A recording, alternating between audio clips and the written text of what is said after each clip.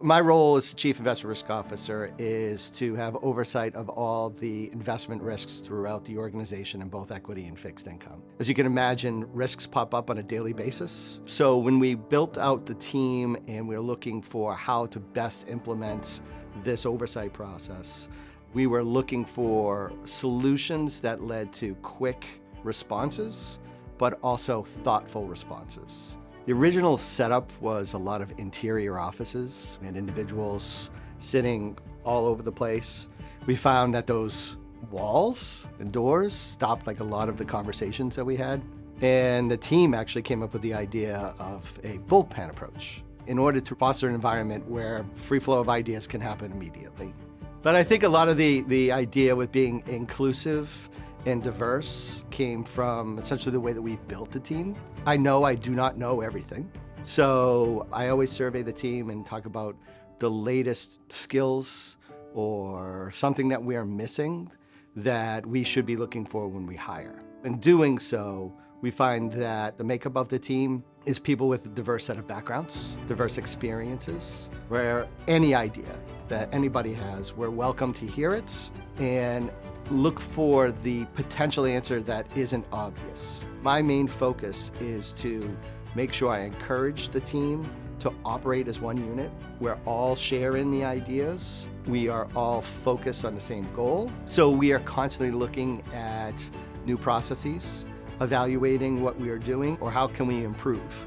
We also try to do that with other product teams where we can add insight and value. Hopefully that leads to best-in-class deliverance throughout the organization wherever we are involved. In order to be effective in risk oversight, we do not like to have a process in which we are isolated.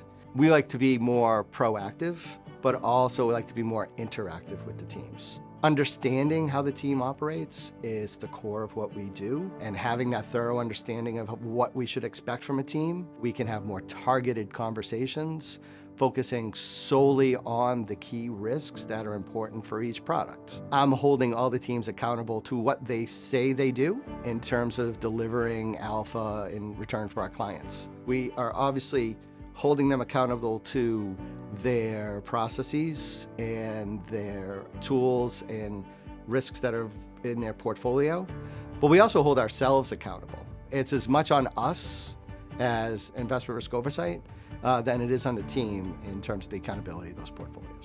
I've empowered my analysts to have an open conversation with all the product teams that they're covering, and also show that we can be thought leaders, help with ideas, help look at new ways and new possible ways to mitigate risk.